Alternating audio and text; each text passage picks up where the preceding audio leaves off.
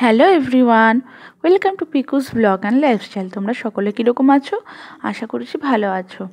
আর আমি যে ভালো নেই সেটা তোমরা দেখেই আমাকে বুঝতে পারছো। আর কি হয়েছে সেটাই আমি বলতে যাচ্ছি এখন।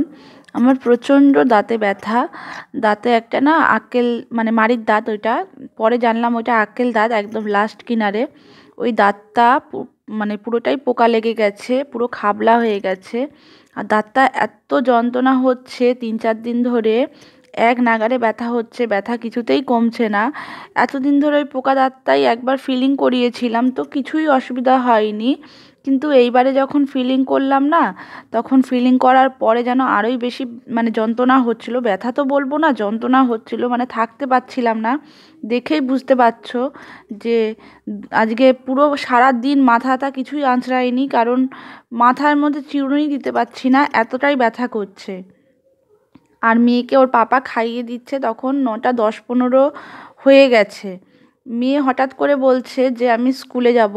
রাত্রেবেলা ভেবেছিলাম যে ওকে স্কুলে নিয়ে যাব, তাই বই টই সব গুছিয়ে টিফিন কি দেবো সেটাও ভেবে রেখেছিলাম। ওদের স্কুলে পিকনিক বাচ্চাগুলোর, মানে বাচ্চাগুলো যে যা টিফিন যা নিয়ে যায় তার থেকে একটু বেশি করে টিফিন নিয়ে যাবে, সবাই সবার টিফিন শেয়ার করে খাবে, মানে এটাই পিকনিক। আর কোনো হয়তো খেলা ঠেলা হবে, হয়তো এরকমটা হবে।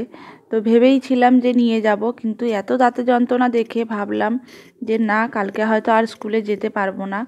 আর মেয়েকে তো একবার বলা হয়েই গেছিলো যে ওকে স্কুলে নিয়ে যাওয়া হবে। ও যেই সকালবেলা উঠে শুনেছে যে স্কুলে যাবে না, যেতে পারবে না, ও এত জোরে চিৎকার করে কাঁদছে যে ওর কান্না দেখে ওর পাপা বলল, না যেহেতু আমি ছুটিই নিয়েছি আজকে, তোমাকে ডক্টর দেখাতে যাব, আর ওকে স্কুলে পাঠিয়ে দিই, বাড়িতে থেকেও বা কী করবে, আমি ঠিক সময় মতো নিয়েও চলে আসবো স্কুল থেকে।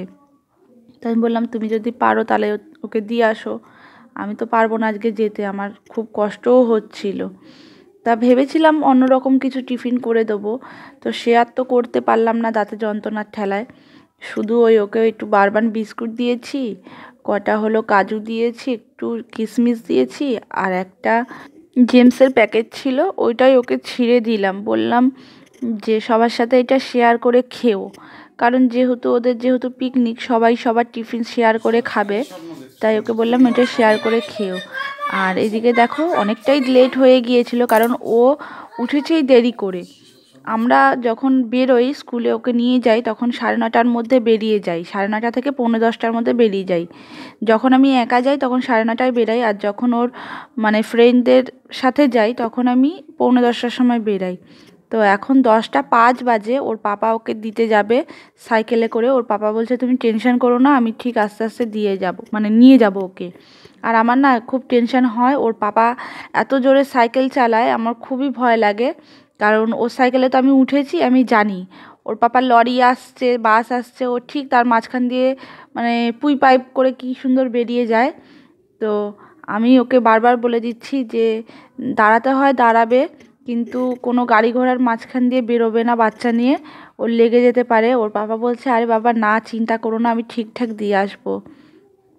তো ওর পাপার সাথে যখনই যায় আমার খুব চিন্তা হয়, মনে হয় এই টোটোতে উঠতে গিয়ে মাথায় লেগে ফেললো না তো, পায়ে লেগে ফেলবে না তো। ওর পাপা মাঝে মাঝে বলে তুমি আমার সাথে পাঠিয়েও তোমার চিন্তার শেষ নেই। আসলে কি হয় জানো তো, আমি দেখেছি ও টোটোতে নিয়ে বসছে, উঠছে, ও মানে ওপরটা দেখছে না যে কোলে করে নিয়ে ঢুকতে গেলে বাচ্চার মাথায় লাগবে কি না। হট করে দুম করে মাথায় লেগে গিয়ে মাথা ফুলে গেল, মানে একবার ওরকম হয়েছে।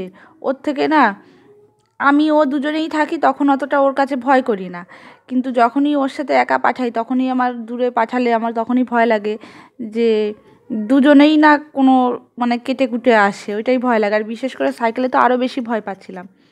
মেয়ে স্কুল থেকে তারপরে নিয়ে এসছে ওর বাবা 1:30টার সময়, এনেই আমি রেডি হয়েছিলাম। তো আমি ভাবছিলাম যে ডাক্তার দেখিয়ে মানে দেখাতে যাচ্ছি, দেখিয়েও খুব জোর হলে হয়তো 3টের মধ্যে বাড়িতে ঢুকে যাব, এই ভেবেই যাচ্ছি। মেয়েকে কিছুই খাওয়াইনি, স্কুল থেকে এসে ও আমার সাথে কোনো রকমের ড্রেসটা চেঞ্জ করে আমার সাথে বেরিয়ে এসেছে।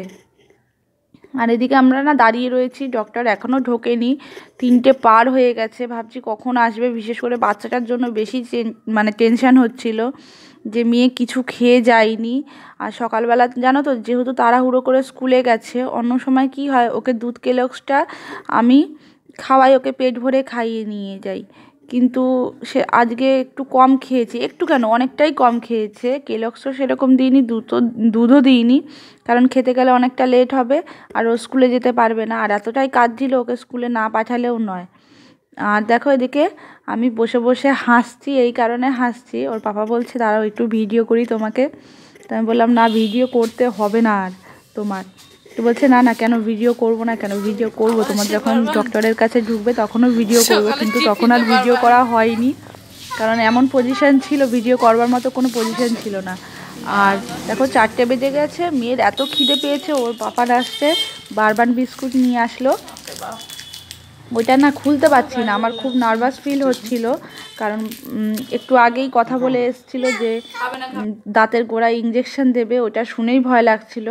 আর দেখো এই ট্রিটমেন্টটা করে এসেছি, এসে আমি আর কোনো কথা বলতে পারছি না, জিভটা ভারী লাগছে, আমার মাথাটা ঘুরছে, আমাকে দেখে আমার নিজেরই হাসি পাচ্ছে প্রচণ্ড, যে কীরকমভাবে আমার মুখ চোখ হয়েছিল। কিন্তু যখন করছিল না, একটা আতঙ্কের মধ্যে ছিলাম, আমি ভাবছিলাম এই বুঝি আমার প্রাণটা চলে যায়, আমি আর বাঁচবো না, কারোর সাথে দেখা হবে না, এই ভয়ে ভয়ে আমি মরছিলাম। খুবই লেগেছিল আমার, কেন জানি না, খুব ব্যথা করছিল।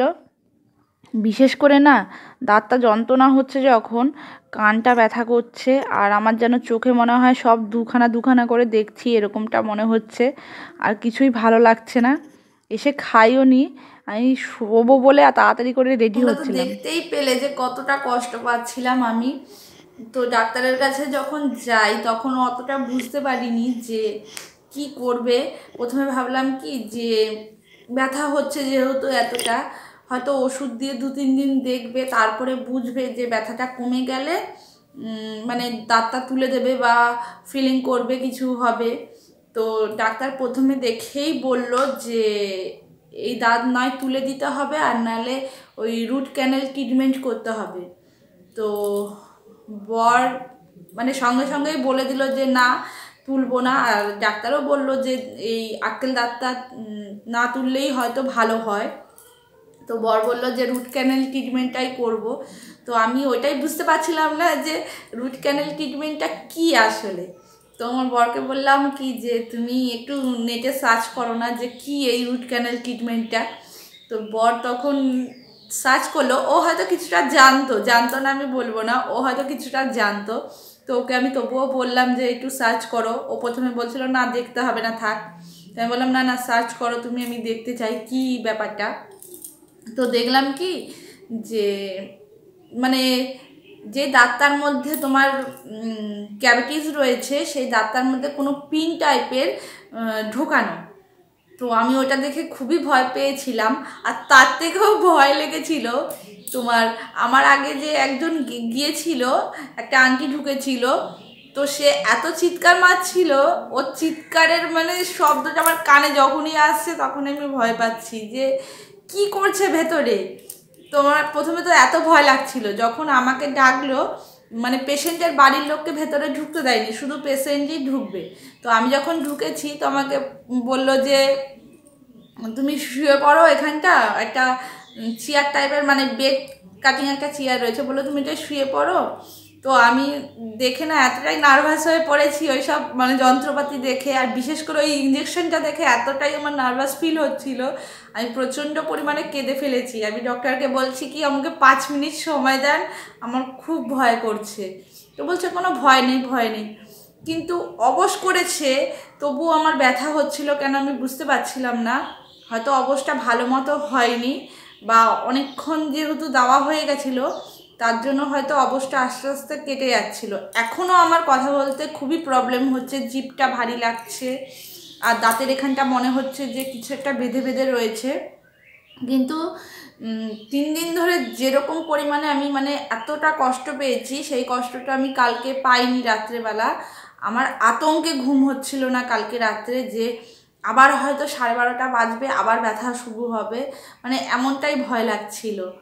আমার মনে পড়ছে যে দাঁতের ভেতর ওই পিনটা ঢোকাচ্ছে, ব্যথা করছে, ভাবছি, আর তখনই মনে হচ্ছে যে আর জীবনে কোনো দিনও বিস্কুট লজেন্সের দিকে তাকাবোই না, এটা ভাবছি। তো চলো, এরকম তো হতেই থাকবে। শুধুমাত্র যে আমার মানে ক্যাডবেরি খাওয়ার কারণে যে এরকম ক্যাভিটিস হয়েছে তা না, ক্যাডবেরি ছাড়াও নানা রকম কারণে হতে পারে ক্যাভিটিস। তো চলো, আজকের ভিডিওটা আমি এখানেই শেষ করব। দেখা হবে আবার অন্য কোনো ভিডিও। ততক্ষণের জন্য তোমরা ভালো থেকো, সুস্থ থাকো। আর কি হলো না হলো আবার তো তোমাদেরকে জানাবো। এইটাই লাস্ট না, এটা ফার্স্ট হলো রুট ক্যানেল। আরও দুখানা রয়েছে, আরও দুখানা মানে এই একসাথেই 3বার হবে। তো একবার ফার্স্ট হয়ে গেল কালকে, আবার 6 তারিখে আছে, আবার হয়তো তোমার 13-14 তারিখে হবে। এরকম 3বার ট্রিটমেন্ট হবে। এবার কি করবে, প্রথমটা তো আমি বুঝতে পেরেছি, কিন্তু দ্বিতীয়বার কি হবে আমি সেটা আর বুঝতে পারছি না। তো চলো, আজকের ভিডিওটা আমি এখানেই শেষ করবো। টাটা।